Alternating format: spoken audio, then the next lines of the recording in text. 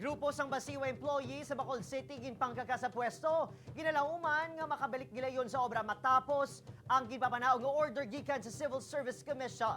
Yaring balita nga aton gintutukan. Water is life. Kag kung minabutigan kita, yan ay kaobra sa yawa.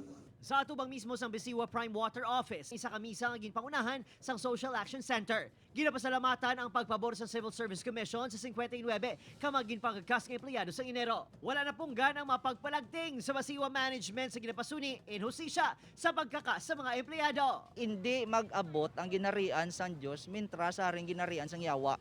So muna nga unagid nga ginahimo ni Jesus pangtabog sa mga yawa, healing. Matapos ang misa, gindusaw sang grupo ang ilang demand letter. As consumer, kung pwede, di ko bala kasulod as consumer. Pwede ko as consumer.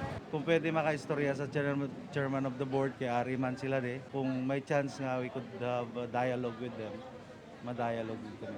Mahatag lang kami and then mahulat kami kung ano ang balos respond nila regarding sa letter nga ginhatag sang amon nga mga lawyers. Panawagan sang legal team sa mga ginpangkakas, hindi pagpabuyan-buyanan ng desisyon sang CSC kag ipatuman sa masulhay ang order. Lakip diri ang full payment humalin sang ginkakas kag reinstatement to job designation without loss of seniority. Apang sunod sa General Manager sa Water District, batunon lang sining sulat sa pamangkot kung buksan ang talatapan para sa mga anay empleyado, may isa kasigurado nga sabat si GM.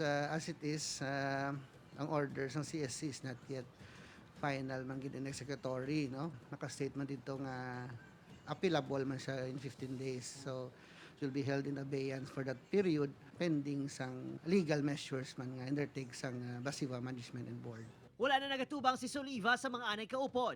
Ang posisyon sa Board of Directors pasaling nga mabatian sa masunod nga adlaw. Hapaw man ang kadalagan, apang para sa mga ginpangkakas, simbolo ini sang ila kabakas kay duso ang ila kinamatarong. Opod, Kirinal Casilio, Adrian Prietos, 1 Western Visayas.